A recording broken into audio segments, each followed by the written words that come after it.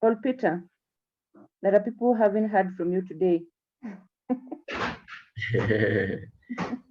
Okay, my name is Odhiambo Paul Peter. Happy to be here, host for the program for now 2 years, and you're all welcome. And we do this every Monday, as I said, from 7:15 to 8:15. And today we are having one of our own members who has been in media for a very long time to speak to us. He's just having some challenge connecting today for whichever reason, and he's struggling to connect, but we are happy to be here, and welcome all of you. We can hear from Nancy, and hopefully should be able to log in a short while. Thank you. It's a small poem. I have done it before here, but it was in conjunction with the beautiful beginnings, the talk that I did, but it was in between. The title was Who Told You? Who told you that you're unfamiliar? Who told you that you're vexed by every fly? Who told you that you are naked? That righteousness will never clothe you? Who told you that you're a sinner? That you're just a teardrop in an ocean? Who told you? Please tell me who told you. Who told you that you're a loser? Who told you that you're a victim of circumstances? Who told you that you'll never win? Who told you that Jesus didn't die for your sins? Who told you that you're just a pauper? Who told you? Please tell me who told you. Who told you? Who told you that you're illegitimate? That in your endeavors you will always live in despair? Who told you that you'll never amount to anything? That you're filthy and worthless? Who told you that Jesus wasn't worthy for your sake? Who told you? Please tell me who told you. I tell you that you can find rest in Christ's arms, that Christ comforts the heartbroken. I tell you that Christ is the rock of salvation, a pillar where the righteous run to. I tell you that is the answer and the truth. And in his name you can ask anything. And I tell you today that you can change your story. You can rewrite of what they told you. You can always lie on Christ. You should know that he is the husband to the widows. He is the fortress of he is today, and he will be forever. Please rewrite the story of what they told you. Because whoever told you what they told you, they didn't tell you who you are. You are greater than what they told you. Thank you.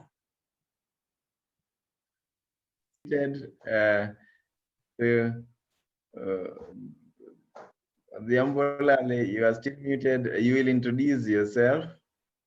You didn't send a bio. Sorry for the network challenge. But, yes. Yeah, thank you very much. Good morning, everybody. Good morning. Good morning. You can hear me? Yes, we can hear you. Good morning. Sorry for the hitch. The hitch was had everything to do with the challenges with my phone was so full, so I could not immediately access the link. But now I'm there. My name, many names. Daniel Taras Odhiambo Orlale. The one I use is Odhiambo Orlale. I'm a journalist, I'm a media consultant, I'm a biographer, and a media trainer. Had 21 years experience of the Nation Media Group, and now I'm with a media NGO called African Women and Child Future Service, where we focus on gender issues, governance, transformational issues, among others. Today, I will be talking to you about I'll be talking to you about strategic communication, and media relations.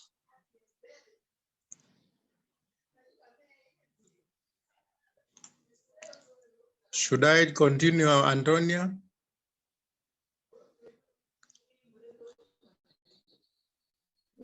Antonia, you're muted. Sorry. Thank you so much for that rich introduction. I know we normally see you, but we may not have known you further than that. So without further ado, you're welcome to give us the talk for today. Karibu sana. I think as somebody who is in communication, and I think it's important that we all know of the media as individual professionals in our organizations, in our businesses. I think I'll just start by telling one of the best stories I've ever read in the media. It was about a journalist at the Wall Street Journal, and I'm leading American organized newspaper. So in his intro, this foreign correspondent in China, he wrote his intro read as follows: that in China, in a province called, one of many provinces they have there, the residents there eat anything that flies in the air except an airplane. They eat anything that is underwater except a submarine. And then the killer punch was they eat anything that's on 4 legs except a table. I'm sure anybody who reads such an intro you'll be excited, and you'll read on and on. And that in media, in journalism, the intro first, the intro is the first most important part of the story after the headline. Yeah, that's much better. So I've told you about the media houses we have in the country. The different ones. We have broadcast, we have print, and we have electronic. Why am I telling all this? Is because if you have a product, you want to sell your product, or you want to promote your product, you must know what is available. So if you want to, you have to pitch your story. If it's a news story or a business, you want to advertise and all that, you find out, you know, which media are you interested in? Is it the 91 FM stations? Or is it the 64 TV stations? Or is it the 6 daily newspapers? And then, of course, you know, we have also, out of these 91 FM stations, most of them are vernacular. So if you don't have to go for national, you don't have to go for national outreach. If you don't need that, if what you want is actually a local, you want to reach your target group is the local market. Because, for example, why the Nation Media, for example, where I work, why Nation Media will charge you, for example, 600,000 or 700,000 for an advert, 1-page advert in color. Or for the obituaries, which most of us will identify with. The smallest is goes for about between 25 and 35,000 shillings per slot. So if you put that obituary one time, that is it. 25 to 30,000 is gone. So whenever you put such adverts, of course, that's why I find that it's very important that you know what is the purpose of it. You want to break the news, so is that. Do you want to announce Harambee? Kenyans will just love Harambees.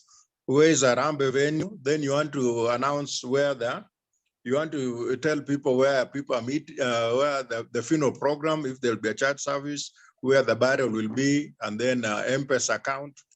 So you find that now with that kind of using, that's how you can use the media strategically and effectively to kill three birds with one stone. Break the news, announce where you're having the Harambee, then the next is say the funeral program. And then somebody who is an insider knows how these things are. Once you put that slot one time, you don't have to repeat it again if you don't have the money. And most of us at funeral don't have that money. So you just scan the first one that has been advertised already, and then you share it in your WhatsApp group and whatever. And that is more effective because the assumption is when Nation Media, for example, will charge you 600,000, or for the small obituary, they'll charge you the 25 to 35,000 for the smallest one, is because there's that assumption that the readership is about 150 to 200,000 per day. So because of that, they convince their clients that, you see, you'll be reaching that's the readership. You'll be able to reach so many people. But the question is, we know that many people, when they buy the newspaper, they're interested only on page 1 and a few inside stories. Some of them just love sports. So for you, when you advertise there, you pay that so much money because there's that assumption that everybody who buys a newspaper will read page 1 to page 34 or whatever page. Okay? So introduction. Since the digital switch in 2014 to 2015, the airwaves have been saturated with over 50 new television stations, a quarter of them broadcasting in vernacular language. There are over 150 radio stations broadcasting from every corner of the country. Okay, these are now further, latest reports. Kenya media largely follows agenda set by the political class, as you know. That's why headlines are usually just political. Rarely does the media set its own agenda. This is in many factors, mostly commercial and advertising, which have reached cutthroat competition. So with this in mind, one must take care of the kind of media tools or channels they want for visibility. So if you want your product, you must know which one, where do you want to pitch it? Yeah. Do you want print media, or do you want the electronic media, or do you want social media? Social media is another one that has come, and it's also giving the mainstream media a run for their money, because like right now, I told you, once you place an advert in the Nation, you can now go to social media and sambaza it for free. What are the media tools? You must know what are these tools. You want to use the media. So we have several media tools, and there's a myth that has been going on for so long, and that is that the media is there to build and destroy. No way, that is not true. Media is there to build. For example, if Antonia wants to be the next governor of whichever county, she comes to me as a media consultant, and then I help her write a press release, and then I help her to write a press statement. Then she goes there, and I use some vocabulary words so that, so that she sounds tough, to the audience. And then we coach her even how to pronounce those words, those vocabulary words, and she gets away with it. But then now, the moment she's elected, she's now no longer in my hands as a consultant. She's now in the hands of the public. The problem becomes when someone like Antonia becomes a governor of assuming one of those counties, and then power gets into her head. And the next thing is she has no time for the media. Anaanza kufanya vitu ambazo zinafanya, she's getting bad publicity. Then the local MCAs decide to pass a vote of no confidence in her, and then she's dropped. Then now she turns around and says the media is very bad. Media has destroyed her. No, it's not the media that has destroyed her. She has destroyed herself. The good analogy is that of a monkey. Sorry to put it that way. A monkey, you'll see a monkey when it wants a banana, it will come to you, isn't it? But then after you've given it that banana fruit, it will run and climb a tree to go and eat it because it feels safer there. But see, on its way up there, it will be showing you its what? Its bottom. It's called buttocks. And for media, ask kazi yetu ni kupiga picha. So when you come smiling to me, you want coverage, I'll give it to you. The moment you climb up that ladder and start messing up, you have yourself to blame. So what are the media tools? As I told you, one of them is a press statement, press release. Press release is just to say, tomorrow I'm having such a function at such a place. Please, can you send both video, the TV videographer, and maybe the newspaper photographer and a reporter. Okay. So those are some of the tools you have. If you are using the media, be it social or traditional, it means you want the message to get to the general public. Messages to the public should be simple, concise, clear, persuasive, and action-oriented. Very, very important. What is the purpose of a letter? I don't know about you guys, but when some of us were much younger and when we were teenagers, we used to try writing love letters. You remember the love letters? A letter has a purpose. Why? There's a writer, there's a reader, and there's a message. So assuming that these are those younger days, I'm writing to Antonia a love letter. She's in Loreto High School. She receives that letter, and in those days you write from so-and-so to so-and-so. So she sees my name there, and she just doesn't open the envelope. She writes there RTS and sends it back. RTS means return to sender. So as far as my message is concerned, it is useless. Why? Because she has not read it. Okay. So whenever you're writing a press release and a press statement, make it, as I said, simple, concise, clear, persuasive, and action-oriented. Because you at the end of it all, what do you want? You want to achieve something called publicity, and preferably good publicity. The public is the end user of the information, and therefore it is useful to direct your message to citizens. That is the electorate or the voter or your customer. Okay? Traditional media tools, as I said, in addition to the press release, you also have the option of a press conference.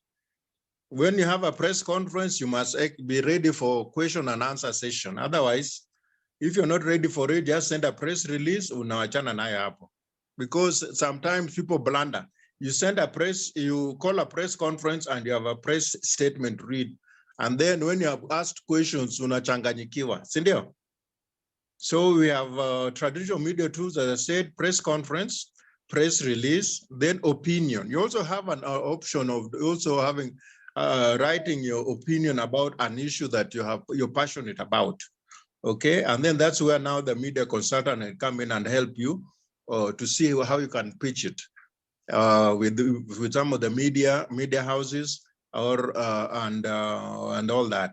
Then also, if you're very passionate about some issues, you can also write a commentary. Then the other options are letters to the editor. Letters to the editor, that's a little bit much easier. It's actually a good way of engaging with the media so that even the editors will start knowing who are you and what are the issues that you have that are strong, that mean a lot to you. This is actually one way that many journalists do their training by writing letters to the editor. Then they sharpen up, okay, and their skills. The other area is the radio and TV talk shows. This is where now, especially ladies, you have to be very careful. When you want to go for these radio talk shows, yes, they're good. You're going to expose yourself and your back. Lakini you must be ready and we must prepare and prepare well for it. Not just another press statement that I can help you write. But you see there, you'll be asked many questions, both by the TV anchor person, and if it is a radio talk show, you'll have, or even on TV, you have those listeners and viewers who will call, and sometimes they can be very sarcastic. So one thing is, when you go there, be composed. Don't be angry. Yeah? You've not gone there to be angry. Don't go and show that side of you that you can be angry. Yes, it's natural to be angry. Okay. Okay. Then we have so many forms of so many areas of communication of communicating. We have the social media, as we all know. You can go ahead and use the what do you call it? Go and use the Twitter, the Facebook, and all that for communication. Okay. I'm rushing with this because our time was not. We did not do very well with our time. Maybe if you have some question, you can ask along the way. And then in terms of what not to do, it's very important for you to know what not to do. When you call a press conference or when you're addressing the press, you must be prepared. Prepare psychologically, physically, and even visually. Okay? You must dress properly. Kama warembo, kama Antonia, unatengeneza nywele vizuri so that you don't go get there and then you hear somebody's calling and making fun of you that, hey, huyu nywele yake ni kama yule wa first lady ambao alienda for the handover, inauguration, and her hair looked like a bird's nest. Can you imagine? You don't want that because you'll get publicity, but for all the wrong reasons. You don't want that, Cynthia. Yes, Hello? sir. Yes, one Yeah, of I the can worst hear you. press conference I've ever seen covered. I didn't cover it myself. A colleague covered it.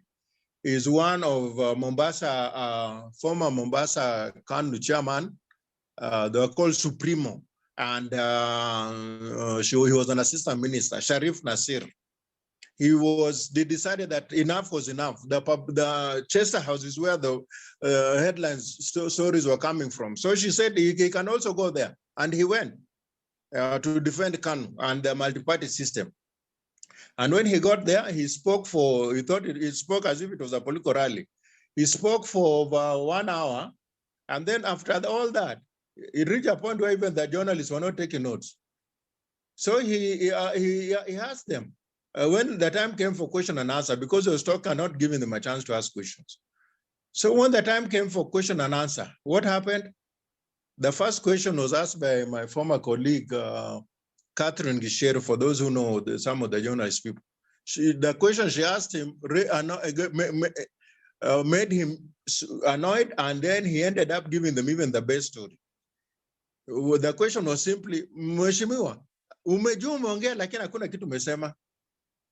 Can you tell us why is KANU being so dictatorial? I'm talking what wafanye nini? They don't want them to enjoy their what do you call it? Their freedoms and this and that.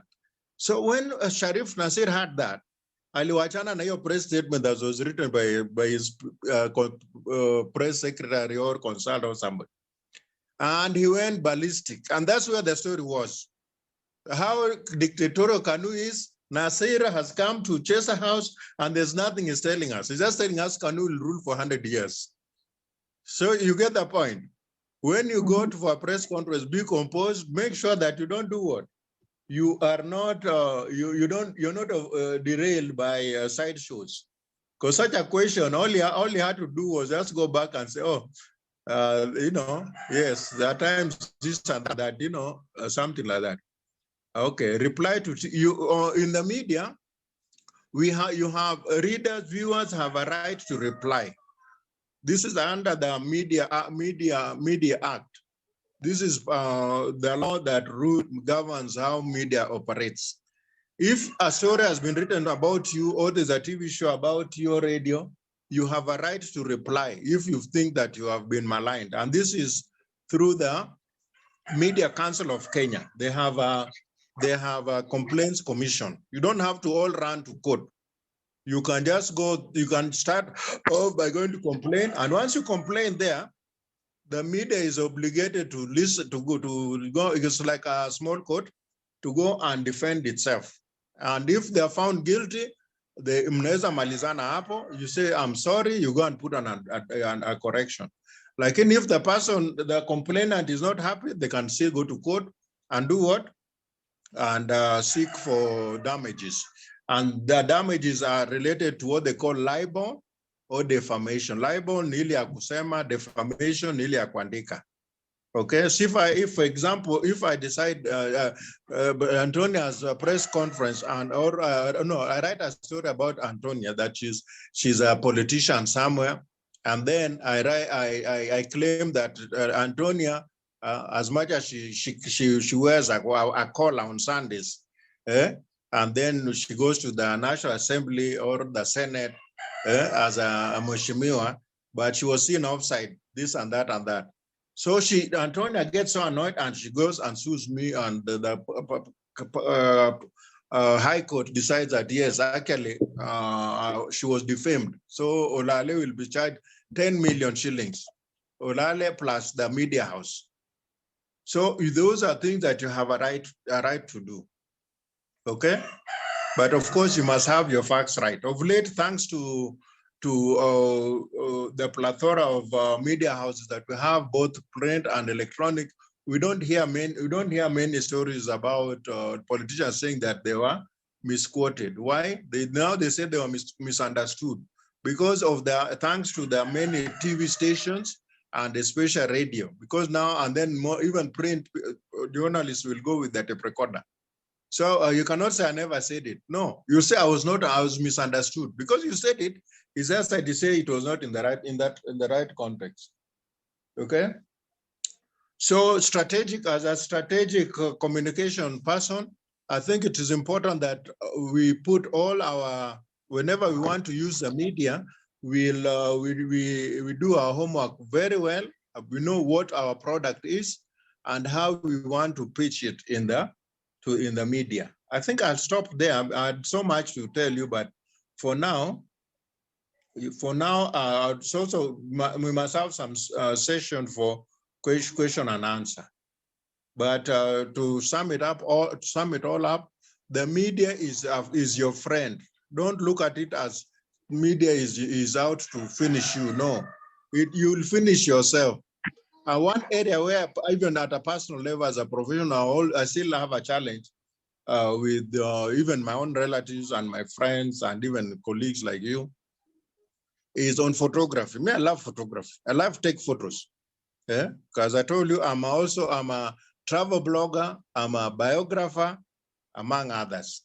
So when we meet at a public place, for example, we meet at the let's say we meet at even in a church, in a park, public park, in a hotel, and I take our photo together, and you're there smiling. Then the next thing, once I've placed it in my Facebook, just as an illustration of the many things I like to do, you start complaining. I said, no, you don't have a right to complain if, first of all, you are in a public place. The moment Antonia leaves her bedroom, leaves her sitting room, leaves her compound, and goes outside, you are in a public space. So there's nothing like your rights were violated. Okay, are we agreed on that? Yeah. Yes. So those are some of the basic things. I think I'll stop there, and anybody who has a question can ask. Thank you so much, Mr. Orlale. That was a great session with you. If I forget everything, I will not forget about once you climb the ladder, the media will take photos and videos.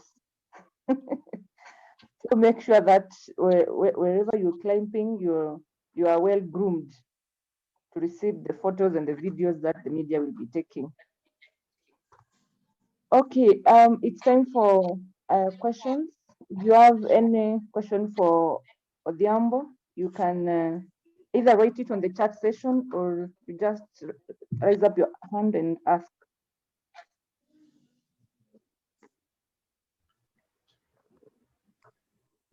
Melvin had a question. How long is Melvin? You can just speak it because there were notes as well. Yes, thank you very much, Odhiambo Orlale. My question is, how long is an op-ed supposed to be? How many words are they? That's number one. And number two is, how does one who is not a journalist get published in a mainstream newspaper?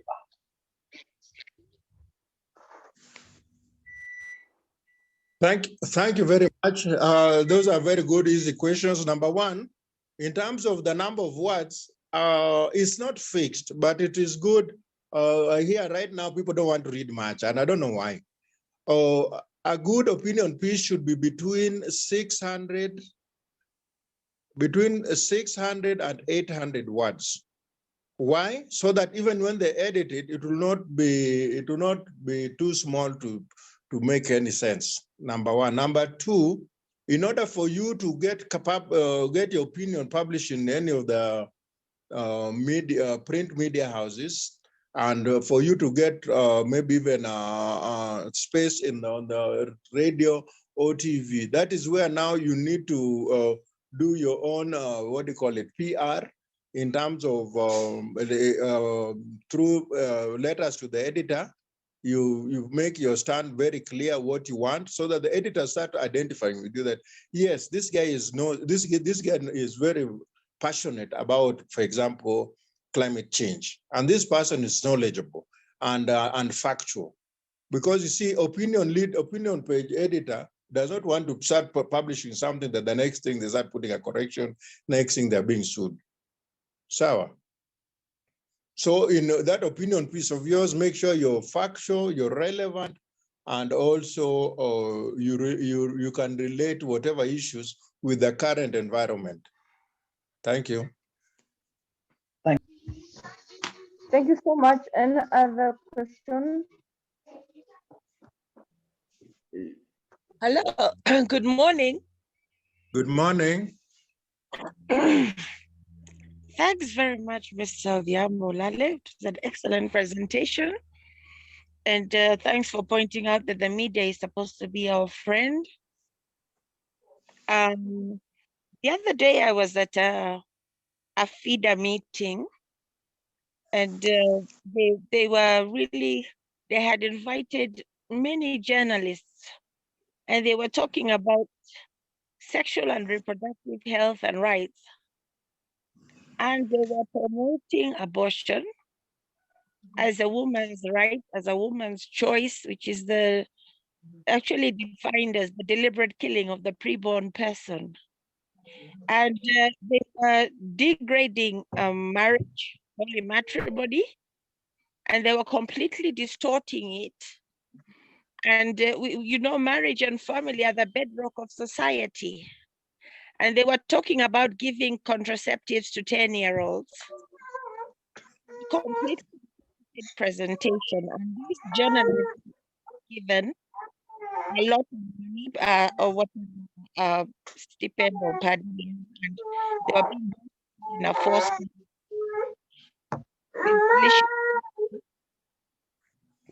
And I think if I was not there, they would have not had the other side of the story, where I talk about the harmful effects of contraceptives, the fact that women are not being told about their fertility cycle, and the fact that abortion there's no such thing as safe abortion, because it destroys the mother and it destroys the child. And that false dichotomy, you cannot talk about the health of the mother separated from the health of her child. So these people were very shocked to hear that there's another side of the story. Can we safely assume that many of the stories we read in the newspaper are actually written by compromised journalists who have only heard one side of the story. And the fact that the pro-life movement, those of us in the pro-life, pro-family movement, do not have money to sponsor them in posh hotels that give them stipends. That's why the society is being destroyed, because they're there to promote LGBTQ things, anti-family, everything. So I feel that many of the stories we're getting in the press that are destroying the youth and the society are written by compromised journalists, and yet their mandate is to entertain, to inform, and to educate. Yeah, thanks. Just to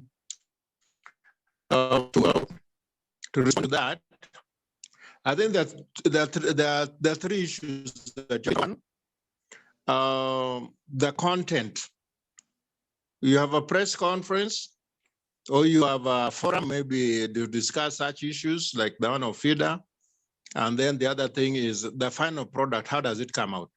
That is why it is important when you're holding a function, for your organization, you have a press to talk about. Then on that particular day, you have a press statement giving facts and figures about the issues there. Okay, but then now now the media will have to go by that, and then that's where they ask the questions. Now, my sister, that's where now you come in. When you went there and you gave the media, you gave the media and that an opportunity to hear the other side of the story, which was good. And then at times, it's also advisable that you also go to the next level if you have that passion on an issue. To even after that function, you can still do a letter to the editor and say, this is now the other side of the story. Because you see, as you suspect, media has also been not only media is sometimes biased, but also is compromised in one or another, because there's also many interests in the media. There are those advertising department. There's a politician, then there's a owner of the media house that also dictates how they want the story to come out. So you can go ahead and do a letter to the editor after that story has come out and you've seen how biased they are. You say, this is my opinion. This is what I think. This is the other side of the story that was not covered, number one. Then you can also go further, but also try and even come up with a news, what do you call it, an opinion piece that you can also use media consultant like myself, among others, to see how we can also talk to our friends in the media houses to use. And when you say that, it doesn't mean that you have to bribe them. That is one thing that is messing everything up. What we do as media consultants is now to use our good relations with our former colleagues in the media houses to be able to give other stories also an opportunity to go through. Sawa. Thanks. I will definitely be consulting you. How much are your charges? No problem. We can meet behind the tent here to Nairobi. Behind the tent, Watu wa Nairobi. Thank you very much, because this is saving. Yeah, with a light touch. No problem. We can discuss that. Okay. And then the same issue you said, this is where now we have these many other call-ins opportunity. You can have either on the radio or even the TV. During news talk shows, at times opportunities are given for the audience to call in. This is an important tool through which one can make their views known, just like you have already said. There are people who are courageous enough to speak on something totally different, diverting from the issue at hand. However, they will have been heard. The most important thing is for you to be heard. Asante. Yeah, I have a question. Yes. Oh, thank you for the presentation. I've learned a lot. I've always thought like the media is the other voice of the people, but during the election, I started thinking otherwise. do you think, and this is specific for the Kenyan media, do you think the Kenyan media is compromised during elections?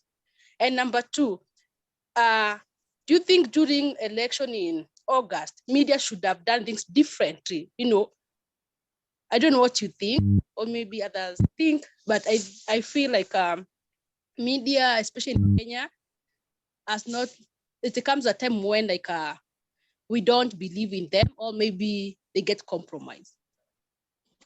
To respond to that, I'll take you back to where I started. What is the role of the media? The role of the media is original, traditional role of the media is to be the mirror of the society. So in the morning, when you go and when you go and see your face, kama ulilala kwa nini, kwa mtungi, as they say, if he had a late night drink somewhere, in the morning, your face will definitely not look like somebody who had a cool, a very fresh 8 hours sleep. So you even if you want to blame the mirror, you have to blame yourself. That was a traditional role of the media. But as time has gone by, people have said, no, the media must do much more. So now media now move from being just a mirror, but now to be the headlamp of the society, whereby we switch on the light so that people they can see what is happening in the society. In other words, there must also be some thinking around the issues. It's not just a matter of regurgitating or conveyor belt journalism. No, there's also some analysis. Now, back relating it to the last election, was the media compromised? Yes and no. Why? How was it compromised? If some of the media houses, most of the media houses, major media houses in Kenya, are owned by politicians. So what do you expect? And these politicians are eyeing with their big seats. Media Max, for example, is owned by Uhuru Kenyatta family, isn't it? The Standard is owned by the Moi and Gideon group family. SM Mashari is not a politician, but he's a businessman who loves his money and he knows politicians have money. So he decided this time he was supporting this side. The other time he was supporting the other side. KBC is a national broadcaster, which is supposed to be neutral. But then how can it be neutral when the boss who appoints the managing director and the chief editor is a politician and says, this is what I want? So in a way, media was compromised, but because of the very strong civic education and and support and awareness, public awareness, you find that the media tried as much as they could to try and be balanced. But yes, there was that element of being biased, of being compromised. But at the end of the day, it was the will of the people because they had all those stories, the good, the bad, and as we call it, the ugali, the ugly part of politicians and whatever. And then at the end of the day, the 2010 constitution was used when people voted and elected somebody of their choice, whether we liked him or not. That was the people's choice. So, okay.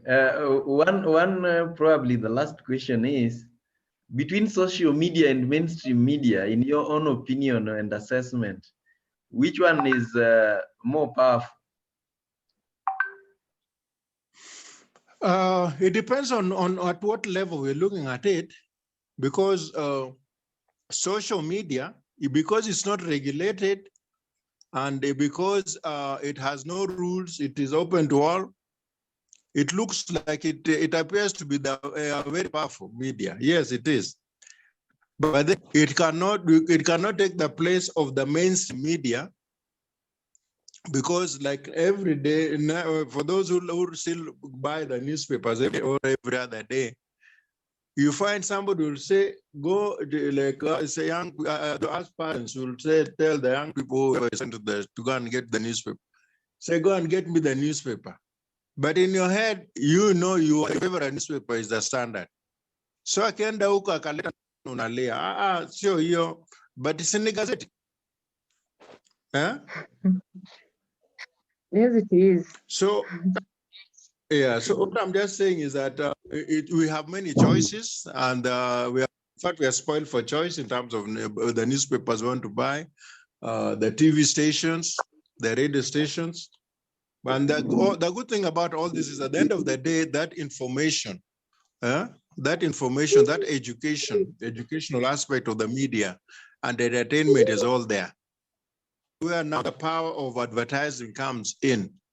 There are those things called advertisement, and there are those ones called advertorials.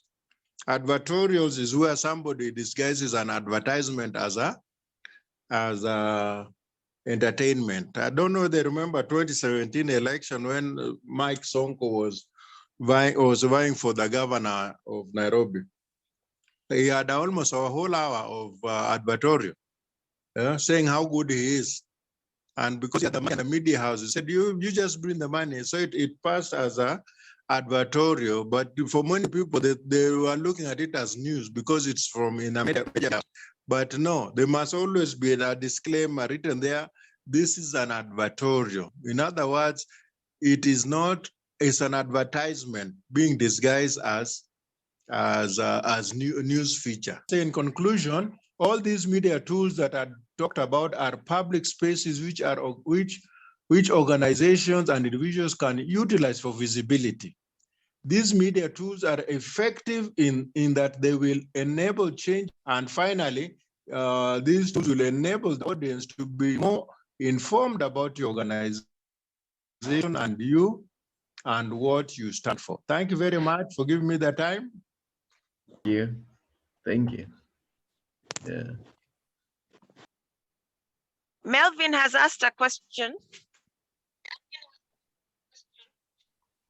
Yeah, Melvin has posted a question there. How does a regular key opinion leader engage with the Odhiambo Orlale to widen their reach and leadership? A regular opinion leader, that's the key word there. I don't know whether regular in private or in the public practice, or somebody who keeps sending opinions to the editor, I don't know. What I meant is that, you know, they're conscientious. What are they called? Conscientious objectors to things like GMO. There are people who object to this reproductive health rights bill, and they go contrary to what the media is constantly pushing out there, because the media is being financed by the guys who are pushing for GMOs and reproductive health rights. So let's take somebody like Dr. Eda, who is opposed to reproductive health rights. Or let's take somebody like me, who is opposed to GMOs. How do I engage with Odhiambo Orlale to get my message out there? A contrary opinion to the one which is being peddled by either the government of the day or the international organizations. Thank you. There are three ways of handling that such an issue. Number one, we can meet and then we can discuss. Number one. Number two, you can use forums that are available. Letters to the editor, the call-ins on radio or on TV.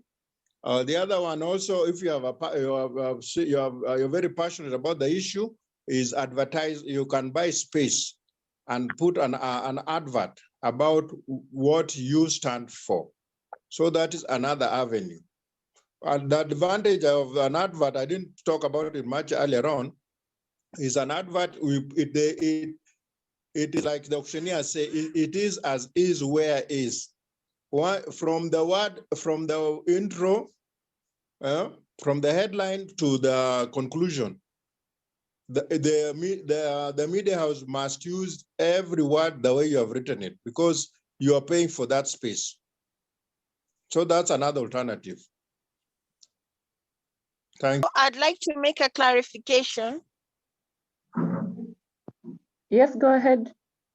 There's a very big difference between reproductive health and sexual and reproductive health and rights. Reproductive health means the health of the healthy function, which can be in terms of anatomy, which is the way a person is built, or it can be in terms of physiology, the way the body works, for example, the fertility cycle in women. But sexual and reproductive health and rights is a package. It is an ideology, and it is actually a religion, a satanic religion, which is based on, first of all, eugenics, that is depopulation agenda of the undesirable races. And secondly, the ideology that sexual pleasure is enjoyed by everybody, and that children are sexual from birth. And it's divided into three. The first one is the depopulation agenda, which is comprised of contraception and abortion. Contraceptives are not medicines, they are poisons. And secondly, you have the false gender ideology, which states that all there's no difference between the sexes, it's all a big lie. And the gender ideology is aimed at destroying the family and making people, removing the gender requirement for marriage. And right now we're in the T part, LGBT, which is about mutilating children and telling them that gender is fluid, basically lying to children. And it's happening in the Western world. There's a movement fighting against mutilation of children. And then it's also about the divorce ideology that children do not need their biological parents, which is the biggest lie. And therefore you can make children in test tubes and IVF and all that surrogacy issues. Children have only one mother and one father, and these children are supposed to be conceived in the womb of the mother. Children are not rights, they are gifts from God. So basically it's an ideology and a religion, and it's satanic and it's diabolical. And it's all about destroying the human race, because once you attack any part of the human cycle, you have destroyed humanity. So that is why we are pro-life and we are pro-family, and we subscribe to the Almighty God of all creation, which is in the preamble of our constitution. And we should be patriotic, and we should refuse all this cultural imperialism and ideological neocolonialization from the Western world, because they are imploding their societies. They've destroyed. They're telling us to destroy our children, and our only future is in the children and the next generation. So much, Dr. Eda. I know you are good at pro-life. I think one of these days you should give us a talk on that. We need to get more education. There are a lot of vocabulary in your speech, so we need to know more about that. And just to add on that, I think it's there is a child who asked their father, and she's grown up. She asked, "Dad, who am I? Am I a boy or am I a girl?" And she's in the teenage. So I think there is some messing up somewhere, and we need to get educated. Thank you so much, Mr. Orlale, for such a great session. I think we've come to the end of our session today, and it was a great one. And I would like to take it back to our host, OPP, to give us his final remarks. Thank you, Antonia. Thank you for moderating. Thank you, Odhiambo Orlale. I would have loved to listen to this much more and more. Yeah, we have a very serious asset here amongst us, but we've not tapped much. Yeah, and your level of knowledge in this industry is appalling. Today, for the first time, I've been able to appreciate that the media does not destroy people. It is people who destroy themselves. And your humorous ways of putting it, very, very interesting. Thank you all for coming in. Everybody who logged in for the first time, we always have this every Monday, and you are welcome. Every Monday morning from 7:15 to 8:15. We log in as early as 7 and we catch up, we get to network and know each other. And we also have a WhatsApp group where we continue such discussions. Like this week, Odhiambo Orlale will continue to share with us. So you can reach out to us. I'm putting my number there. You can always reach to us.